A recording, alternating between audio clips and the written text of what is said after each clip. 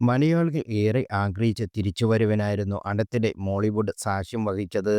നിവിൻ പോളി നായകനായ സഫലമായ വൻ വിജയമായതിനൊപ്പം ബോക്സ് ഓഫീസിൽ 140 കോടി വരെ നേടിയിരുന്നു.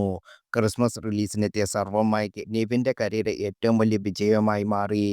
എന്നാൽ സർവ്വമായയുടെ വൻ വിജയത്തിന് ശേഷം നിവിൻ പോളിയുടെ പുതിയ ചിത്രം ബേബികൾ കഴിഞ്ഞ ദിവസം തിയേറ്ററിലെത്തിയിരുന്നു. അരുൺ വർമ്മ സംവിധാനം ചെയ്ത ചിത്രത്തിന് തണുപ്പൻ പ്രതികരണമാണ് ലഭിക്കുന്നത്. വലിയ പ്രൊമോഷനോ ഹൈപ്പോ ഇല്ലാതെ പുറത്തിറങ്ങിയ ബേബികൾ കളക്ഷന്റെ കാലത്തിലും വളരെ പിന്നോട്ടാണ്. 1.2 കോടിയാണ് ചിത്രത്തിന് ആഗോളതലത്തിൽ ആദ്യ ദിനം നേടാനായത്. ഈ അടുത്ത് ഒരു സൂപ്പർ താര ചിത്രത്തിന്റെ ഏറ്റവും മോശം ഫസ്റ്റ് ഡേ കളക്ഷനാണിത്.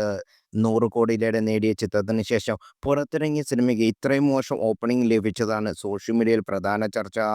സർവ്വമയുടെ ഹൈപ്പ് ഉപയോഗിച്ച് ബോക്സ് ഓഫീസിൽ വിജയിക്കാമെന്ന് അണിയറ പ്രവർത്തകരുടെ പ്ലാൻ വർക്കായില്ലെന്നാണ് ചില സിനിമാ പേജുകൾ റിപ്പോർട്ട് ചെയ്യുന്നത്.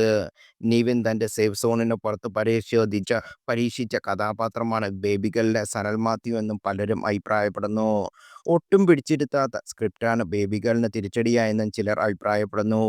ബോക്സ് ഓഫീസിൽ വരും ദിവസങ്ങളിൽ ചിത്രം തിരിച്ചു കയറാൻ സാധ്യതയില്ലെന്നും ട്രാക്കർമാർ വിലയിരുത്തുന്നു.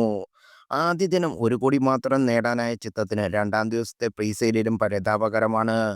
65 ലക്ഷം ആണ് ചിത്രം പ്രീസെയിലൂടെ നേടിയത്.